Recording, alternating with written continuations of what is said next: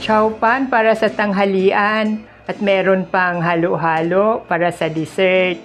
Nilibre nga pala kami ng aming birthday celebrant at ayan siya. Babatiin na kita ng happy birthday.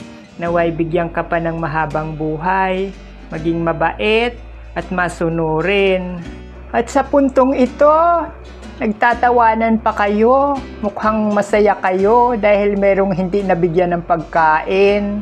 Ayan na nga pala yung para sa akin. Binubuksan ko na. Pero medyo nahihirapan ako dahil hawak-hawak ko ang camera. At sa puntong ito, nagkakainan na kami. Ang sarap pala pag nililibre. Minsan lang naman kasi ako makakain ng ganito pag may nanlibre lang. Dahil kailangan natin maghigpit ng sinturon.